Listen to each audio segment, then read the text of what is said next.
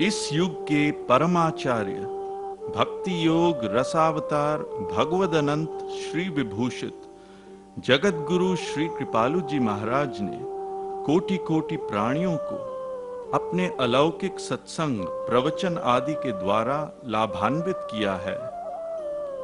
इनका रसमय सत्संग ब्रजधाम के उस उच्चतम दिव्य भाव की प्रत्यक्ष अभिव्यक्ति है जो पूर्ववर्ती शतशः महारसिकों ने सैकड़ों वर्षों से प्रकट किया था।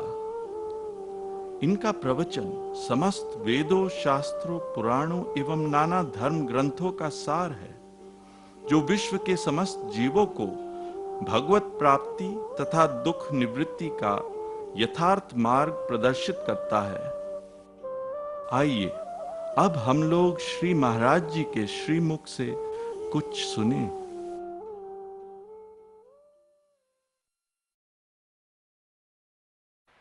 अरे तो वेद ही में तो कर्म ज्ञान का भी उपदेश है। हाँ है। फिर देखिए, ये भक्ति पर ही सारे आचार्य और सारे ग्रंथ जोर दे रहे हैं, साथ में कर्म और ज्ञान का निरूपण भी कर रहे हैं। हाँ, मजे की बात देखो, अवश्यमेव भोक्तव्यम कृतम कर्म शुभाशुभम। कर्म करोगे तो उसका फल भोगना पड़ेगा, बंधन होता है। न त्याज्यमिति चापरे, गीता कहती है कर्म का त्याग न करो। और नहीं ज्ञानेन सदृशम पवित्रमिह विद्यते, यह भी कह रही है गीता, ज्ञान के समान पवित्र वस्तु कोई नहीं। ज्ञानादेव ही कैवल्यम तेन त्यक्तेन भुंजी था मागृध कस्य स्विद्धनम। वेद कह रहा है कर्म करो।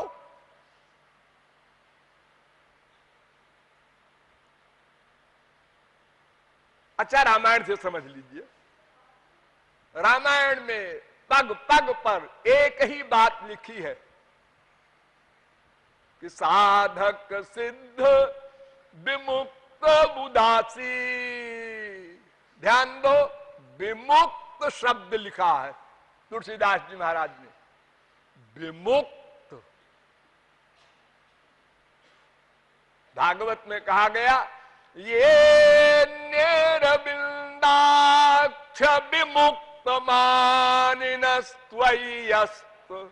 भावाद विशुद्ध बुद्धया आरुह्य कृच्छ्रेण परम पदम ततः पतन्त्यधोनादृत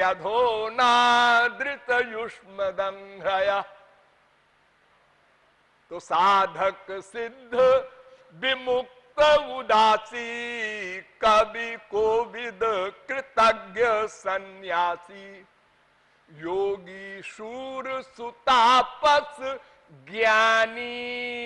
ज्ञानी भी आ गया और धर्म निरत कर्मकांडी भी आ गया और पंडित विज्ञानी। ताराई ना बिनु से ये मम स्वामी राम नमामि नमामि नमामि।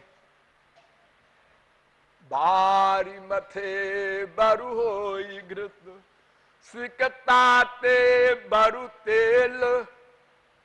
बालू से तेल निकल आवे, पानी से घी निकल आवे, इम्पॉसिबल भी पॉसिबल हो जाए, किंतु बिनु हरि भजन न भवतरिय यह सिद्धांत अपेल। भक्ति से ही भगवान मिलेंगे।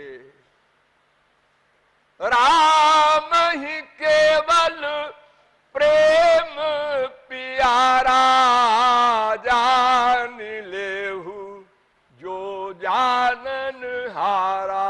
मिलहि न रघुपति बिनु अनुरागा किए जोग जप ज्ञान विरागा। कोई मार्ग नहीं है। नेम धर्म आचार तप योग यज्ञ जप दान भेषज मुनि कोटिन करिय रुज न जाहि हरियान।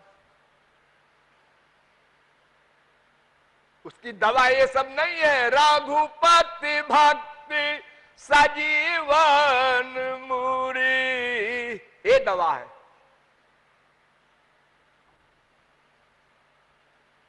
और बड़ी सरल दवा, अत्यंत सरल। कहु भक्ति पथ कवन प्रयासा जोग न जप तप मख उपवासा।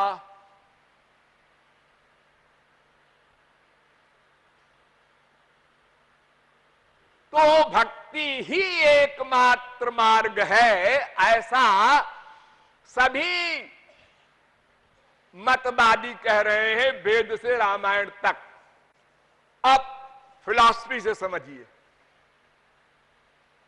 किसी भी मार्ग का निर्णय 5 प्रकार से होता है। दर्शन शास्त्र के द्वारा समझा रहे हैं, ध्यान देना। प्रथम अन्वय। अन्वय माने जिससे लक्ष्य की प्राप्ति होना निश्चित हो। दूसरा व्यतिरेक, जिसके बिना लक्ष्य प्राप्ति न हो सके। तीसरा, वो मार्ग अन्य निरपेक्ष है या नहीं, यानी किसी और की भी अपेक्षा करता है या स्वतंत्र है। चौथा, उसमें सार्वत्रिकता है कि नहीं, वो सर्वत्र सबके लिए सुगम है कि नहीं। पांचवा, वो मार्ग सबके लिए है या कोई खास खास अधिकारी है, सनातन है या कुछ काल का है। ये तमाम बातों का उत्तर अगर कोई सही सही पा जाए तो समझ ले कौन सा मार्ग सही है। चलो पहले कर्म कांड पर विचार करते हैं। पहला अन्वय, जिसके द्वारा भगवत प्राप्ति हो सकती हो। कर्म के द्वारा क्या मिलता है?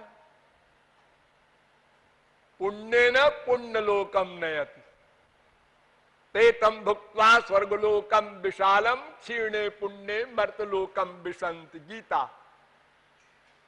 यत् कर्मिणो, वेद कहता है, प्रमूढ़ा, महामूर्ख है जो कर्म कांड करता है। तो कर्म से तो केवल स्वर्ग मिला, वो दुखो दरकास तमो निष्ठा क्षुद्रानंदा सुचार्पिता है, भागवत कहती है। तो जिससे लक्ष्य की प्राप्ति हो, ये पहला वही कट गया। कर्म से लक्ष्य की प्राप्ति होगी नहीं, वो स्वर्ग देगा और 4 दिन बाद फिर हम संसार में आएंगे कुत्ते बिल्ली गधे बनकर। और जिसके बिना लक्ष्य प्राप्त न हो तो प्रश्न ही नहीं, और उसमें सार्वत्रिकता भी नहीं है। ऐसे ऐसे नियम है कर्मकांड में कि अगर एक वेद मंत्र के एक शब्द के एक अक्षर का एक स्वर गलत हो जाए तो यजमान को नाश कर दे। एक स्वर, वेद मंत्रों में स्वर होते हैं, जैसे तत्सो वितुर्वरेण्यं भर्गो देवस्य धीमहि धियो यो न प्रचोदयात्। ये स्वर होते हैं। एक स्वर उल्टा कर दो, गलत बोल दो तो यज्ञ कराने वाला जो यजमान है उसी का नाश हो जाए, ऐसा वेद कह रहा है। स्वरतो वर्णतो वा मिथ्या प्रयुक्तो यजमानम हिनस्ति।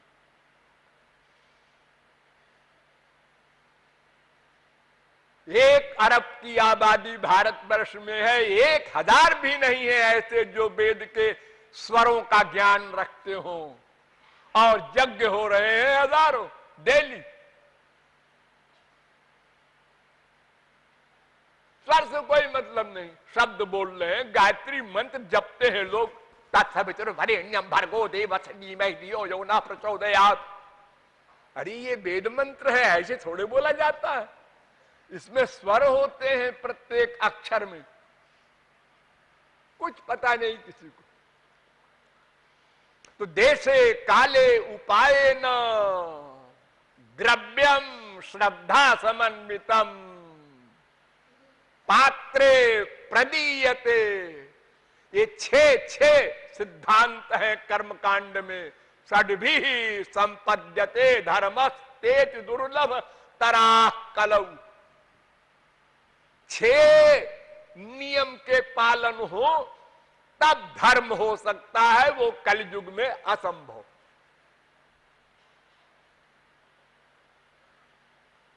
तो धर्म से कर्म से कोई काम नहीं बनेगा।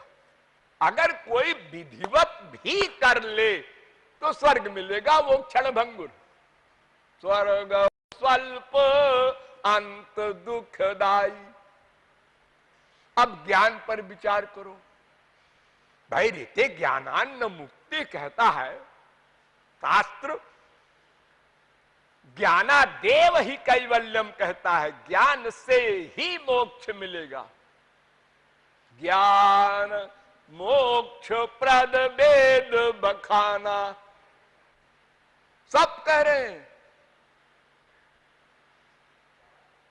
आप कहते हैं केवल भक्ति, नहीं, ज्ञान से भी नहीं काम बनेगा। देखो 2 प्रकार की माया होती है, एक विद्या माया, एक अविद्या माया।